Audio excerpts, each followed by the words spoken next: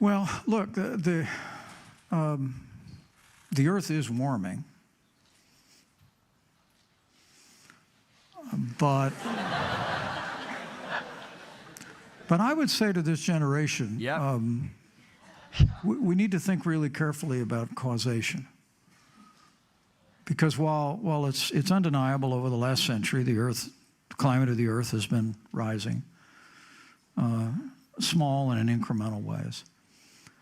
I'm not yet convinced that the prescription that's been advocated by climate activists at the UN or across this country will A, address the problem, and B, not work an enormous hardship on the United States.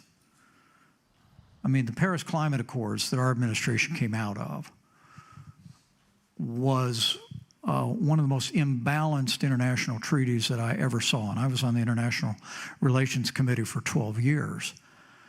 I mean, it essentially had the United States embracing emission standards in a matter of a few short years when China and India and Russia were a decade and a half away before they even had to begin to reduce emissions.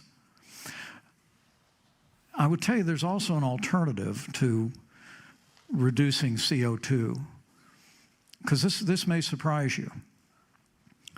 During our 4 years, by promoting innovation and new sources of energy in this country, we actually reduced carbon emissions more than the Paris Climate Accord required.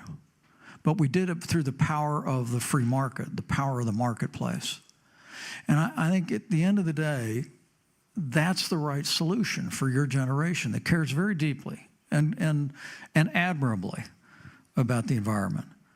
But I think asking the question of what is the right antidote, and I think a free market, respect for private property, promoting innovation across the West, introducing alternative sources of energy that are clean, like I'm a big champion of nuclear energy that produces no emissions at all, we'll get there a lot more reliably than, yeah, thanks. We'll get there a lot more reliably than through government mandates and controls and international treaties that ultimately could cost Americans greatly.